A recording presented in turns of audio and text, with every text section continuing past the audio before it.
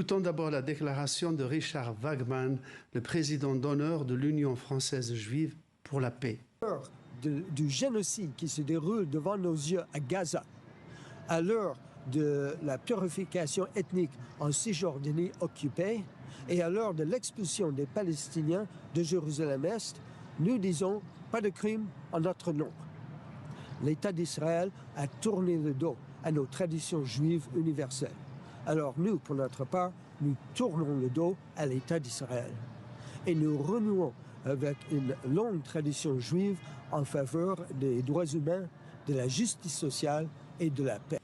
Voilà, Richard Wagman est le président d'honneur, donc, et le fondateur, il y a 30 ans, de l'Union française juive pour la paix, qui est la section française d'une organisation juive internationale de juifs qui militent pour la paix et la coexistence. Alors, il se déclare antisioniste.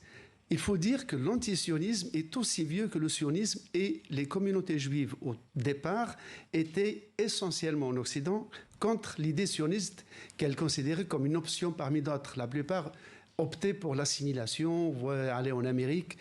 Mais le 15 juin, entre le 13 et le 15 juin dernier, s'est réuni à Vienne le premier congrès juif antisioniste. Et ils avaient choisi Vienne, ces délégués, 1000 délégués juifs et non juifs, étaient venus à Vienne parce que c'était la ville natale de Theodor Herzl, le journaliste austro-hongrois qui avait conçu l'idée d'un État juif, qui était le précurseur de l'État d'Israël.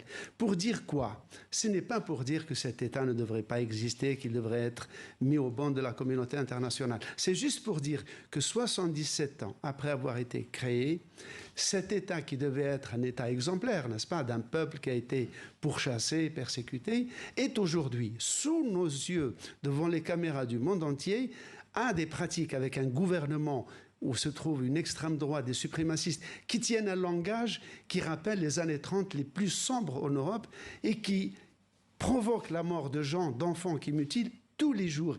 Ils se disent, ce n'est pas, ne faites pas ça en notre nom, parce que la droite en Israël prétend agir au nom des Juifs, de la Bible, de la Torah. Et c'est ce que ces Juifs du monde entier, notamment des États-Unis, en France et ailleurs, disent non, et reproche aux Européens et aux Américains de soutenir ce qu'il y a de pire dans les comportements du gouvernement israélien.